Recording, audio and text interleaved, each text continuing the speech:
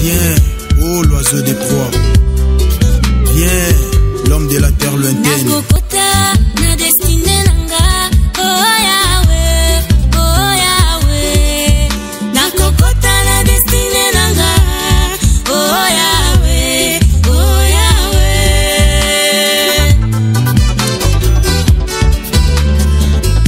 Bonjour, shalom, Bana Nzambe. Ezaïli moko ya mosali na Nzambe na kombo ya Dada Mampuya de l'église tabernacle de l'accomplissement. Na tomboli bino vraiment mbote esika nyonso to ete bino bozali. Ezali moko ya chaîne na bino Dada Mampuya TV. Yango ete Bana Nzambe partout bozali. Na libanda mboka, na kati na mboka, na Kinshasa, partout dans le monde. Na yekope sabino annonce ete bo abonné, bo s'abonner massivement na kati ya Dada Mampuya TV. Eza esika, eza chaîne oyo komona moko ba prédication, komona moko ya ba témoignage, ya ba délivrance, okokuta vraiment ba programme ya église tabernacle de l'accomplissement na kati ya chaîne. Bo s'abonner massivement na kati ete na chaîne nabino Dada Mampuya TV. Que Dieu vous bénisse abondamment. Viens, oh l'oiseau des proies. Bonjour pasteur Dada Mampuya. Oui, bonjour maman. Nous sommes dans l'église tabernacle de l'accomplissement. Ici, Oui. on se trouve sur l'avenue Ngende, numéro 16, dans les quartiers Kimbangu, dans la commune de Kalamou. Avec vous, nous allons parler de la Pentecôte, puisque c'est depuis le 23 mai, selon les calendriers juifs, que les chrétiens du monde entier doivent célébrer la fête de la Pentecôte. C'est quoi la fête de la Pentecôte selon vous? Est-ce que l'église tabernacle de l'accomplissement, c'est une église plutôt pentecôtiste? Oui, merci vraiment maman. Église tabernacle de l'accomplissement. Eza moko église pentecôtiste. Où eza kondimela Yesu Messia. Okola musungi pe mobikisi. Na kati na oesika ko l'église tabernacle de l'accomplissement. Toza pe moko ya bato toza komi bongisa pona ko célébrer Pentecôte. Oyo ko dérouler le 23. Il y a mois où tozali. Nous avons vraiment beaucoup plus sur Pentecôte, puisque après, comme matériel sur Massi, on dit que qui enfermés, comme la Bible nous dit, ils étaient enfermés, nous nous sommes quittés quand on allait que le baba langue. Mais notre question s'est basée beaucoup plus. Est-ce que papa, vous êtes le pasteur, faites il y a Pentecôte, le baptême du Saint-Esprit est synonyme, il y a pour le parler en langue, parce que je ne parle pas en langue, mais femme de la case. Est-ce que sur le baptême du Saint-Esprit, automatiquement sur le ballon? Oui, normalement, dans le baptême, nous avons deux sortes de baptême. Nous avons un baptême, il y a l'eau. Nous avons un baptême, il y a Saint-Esprit. Baptême, il y a Saint-Esprit, c'est le baptême du feu. Baptême du Saint-Esprit, ça ne fait pas à personne. Ça ne fait seulement à Dieu lui-même, à travers Saint-Esprit. À langue, ezali moko inspiration ya Nzambe. To langue o Nzambe aza sa kati na basali ya Nzambe. Mais ça ne veut pas dire que tant que aujourd'hui baptême, on peut parler kaka langue. Non. Il y a des fois, je ne peux pas baptiser sur le feu. Mais à parler à la langue. Il y a aussi des personnes qui ont eu le baptême du feu par Saint-Esprit à parler par la langue. Parler à la langue, ils ont un don. Il y a des dons où nous avons inspiré dans le cadre de Nzoto.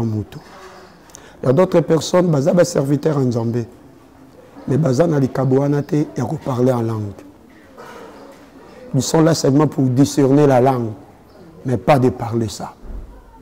Alors, en réalité des choses, ça ne veut pas dire que si on a baptisé sur fait, que on peut parler à la langue. Non. Pour la peine à don, on peut parler à la langue, mais on peut parler à la langue. Alors, au coquille qu'on a moi en Nzambé, aux 8 baptême du Saint-Esprit, mais on ne parle pas la langue, tu peux dans mon hôtel. Il y a des pasteurs, il y a aussi des serviteurs de Dieu. 50 ans, expérience au Sahel en Zambie, ne parlera pas la langue. Il y a aussi de nouveaux serviteurs à Bimika Alelo, Mazana Katsadona, il y a parler la langue. Alors parler la langue, ce sont des dons. Ce n'est pas tout le monde qui peut parler en langue, mais c'est les dons. Le pasteur de Damopouya, parler en langue, oui, il y a des dons. Mais il y a un baptême du Saint-Esprit. Oui, normalement, parler la langue, il y a des dons. Baptême du Saint-Esprit, il y a qu'à Dengenin. Baptême du Saint-Esprit, il y a qu'à Tango Bisso, Basali en Zambé. Tu peux essayer affermissement. Na 400 to amutu. Un nouveau converti. Ou un demi ko yamba Yesu Messia ko amusungi pe mobikisi. Tango akoti na kati ya mai. Masumu na yekei. Ayambi Yesu Messia. Parlando azako za baptême du Saint-Esprit. Alors Saint-Esprit azape na baptême ne oya ko pesa. O biso to yebi angote. Alors exemple na pesa Jésus Christ de Nazareth. Il était aussi baptisé na kati na mai par Jean. Tango azwi baptême. Baptême du Saint-Esprit, il a dit qu'il voit et le dit c'est mon fils unique. Pigeon Pembaramore Salini. Et hier, les colonnes et vendu na katia les pécanaï. C'est le baptême du Saint-Esprit. Alors, baptême du Saint-Esprit, ça ne fait pas à l'œil nu comme ça. Ça ne fait en esprit. Même si nous, Basali en Zambé, tu es baraté que baptême du Saint-Esprit, ça peut faire comment et c'est Dieu lui-même qui a la capacité de faire ça. Mais ce n'est pas dit que baptême du Saint-Esprit et l'andaka n'a parlé la langue, non. Et l'andaka n'a parlé la langue. Baptême du Saint-Esprit, il peut que salama. Mais ne peut pas parler par la langue. C'est ça. Ok, le baptême du Saint-Esprit, au sein des maçons, pour autant, on ne peut pas parler en langue, on les a là. Le Saint-Esprit, pour parler plutôt en langue et zali. Donc, toujours mon ami Loulou au besoin organisé du 20 au 23 mai. Pour vous expliquer pourquoi choix à thème pour le besoin salé là. On a la guitare. Ah oui. Normalement, on a 4 églises tabernacle de l'accomplissement. Tous à la il y a séminaire Moko et déroule presque en union surtout, il y a l'éducation spirituelle. Parce qu'il y a des enfants qui ne sont pas encore éduqués spirituellement. Parlant de Zambé, ayaki kotia biso en cœur, peut aspirer à Kibiso, tous les Kisaka. Chaque année, éducation spirituelle, pour être Zambé à éduquer Batu spirituellement. Il y a des choses auto-minimisaka. Il y a d'autres personnes aussi. Azamundi na kati église. Azapé serviteur na kati église. Mais azan éducation spirituelle. Alors éducation spirituelle, ils ont sabiso mayele. Il y a que défendre comme Jésus. Na kati et na makambunion surtout ils ont koya kati et na biso. Parce qu'il y a des personnes qui ont cet exemple. Ils ont battu monsieur à koko banga. Azo banga ndoki. Ok, Bible le bin abiso résister na diable à okima musika na yo. Alors par là, l'église tabernacle de l'accomplissement est organisée éducation spirituelle comme thème. Il y a une union surtout pour la connaissance, il y a esprit, il y a bananzambi afin que va éduquer spirituellement. Ok, et il y aura toujours là dans le mois de mai ou bien il y aura chaque année vous avez la date il y a au Kalango. Non, il y a un mois de mai, mais il y a une invocation à propos de Basali en Zambé Kachina Wesika. Ils ont rappelé tant que je na année 2 fois 3 fois. C'est long kaka dengue Nzambe azako kambela biso na kati de l'église. On a posé question pasteur dans Mampuya. Ils ont retombé l'éducation spirituelle ils ont retombé que la sens que moi Nzambe a lundi formation na souka pe vient échanger ça les bantos on a plus que Bible le bito royer batiso par exemple on reconnaît comme français on reconnaît un arbre par ses fruits royer batiso ba chrétien na misala na biso est-ce que dans ba fruits qui après avoir en colanda fermissement nous na souka le bien en tout cas pasteur à Lukiope en police en tout cas vie et loko tout ça à chaque année dans la qui boye na ko comme boye dans la ko tambola malamu te na ko tambola malamu grâce il y a enseignement au bon enseigner biso pendant temps il y a séminaire au Tozakila. Oui. Et comment dans la Bible, mon peuple périsse par manque de connaissances. Ceux qui m'ont eu connaissance, il y a beaucoup de témoignages où il y a Pasaka. Dans une église, afin il y a éducation spirituelle. Il y a des choses au moins dans le communisé. Tant où il y a connaissance. Et puis matière. Et puis et longue. C'est pour cela que tant que tout ça là qui est en gros, une fois, tout le monde qui récite c'est ça qui est total, vis-à-vis, il y a comportement, il y a air, il y a dans l'église, il y a éduqué, l'église est changée, par l'ensemble pas que ça son cœur pas battre tout le monde qui vraiment évolution.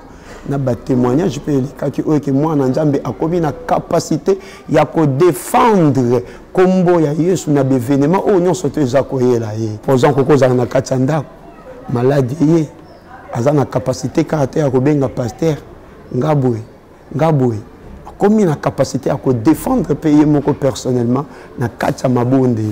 C'est ça notre recette. Ok, merci pasteur. Il y a des rapidement pour faire la temps. Nous en gros, il faut les temps journée, négocier la paix journée et qu'on doit oui, normalement, Milulu est allé pour 3 jours. Et les bosseux est allé un certain jeudi le 20, il y a mois de mai. Donc, Kobanda Milulu n'a biso à 16h, Tikino à 19h30, on est allé premier jour. Deuxième jour, il est allé 21, vendredi, de 16h carapé à 19h30. Dès samedi, tu ressembles la thé. Pour être dimanche, tu as visité. Donc, on appelle la célébration Pâques. Et on a pu combiner afin que, et Pentecôte, pardon, afin que tu sembles la paix dimanche, le 23, pour être célébré. Où est Pentecôte, parce que la Pentecôte, c'est la naissance de l'Église. C'est ça. D'accord, merci beaucoup, parce que vous avez un mot de plus par rapport à la fête de Pentecôte, par rapport à l'Église, par rapport à message, vous faites ça. Ah oui.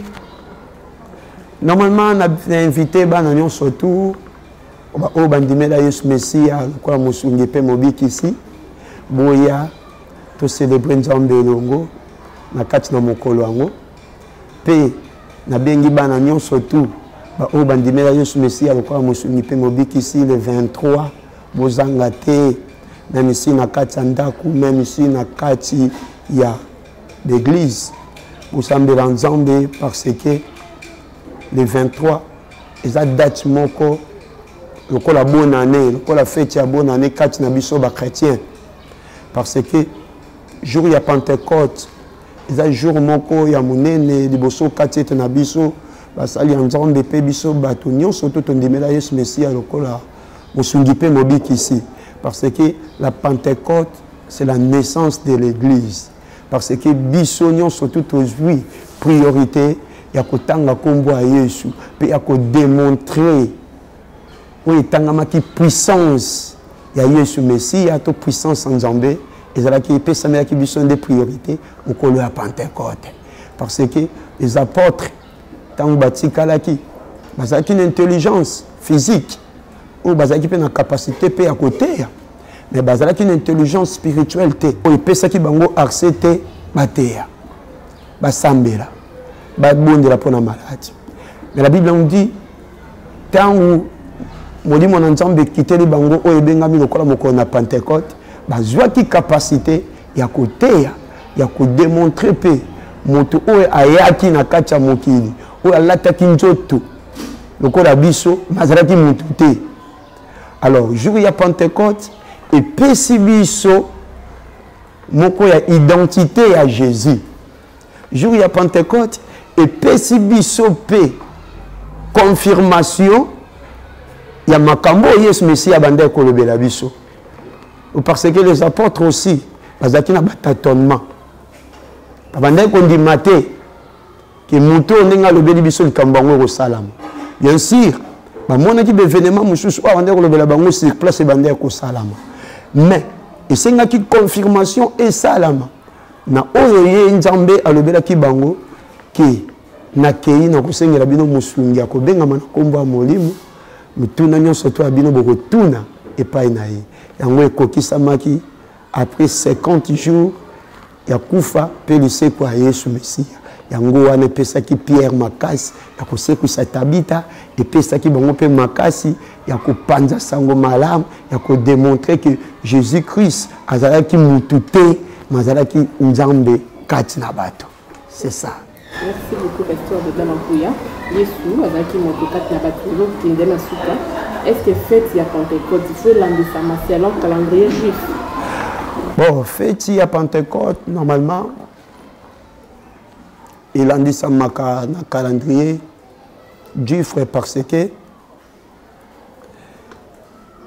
jour calendrier juif ils ont aidé biso koyeba événement ndenge elekaki na tango akala.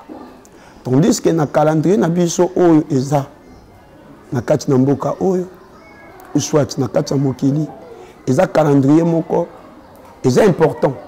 Eza calendrier moko oyo ezopesa biso vraiment ba jour pe ba date exacte te ya be événement au la Pentecôte, il y a des événements au la fête des rameaux, il y a des événements le cola fête à Pâques. C'est ça. Ok, d'accord, merci. Dans le cadre, il y a un magazine à Bissot, que nous avons par curiosité, Église Tabernacle de l'accomplissement, ça dit combien depuis que vous avez commencé à aller l'existence de la vie?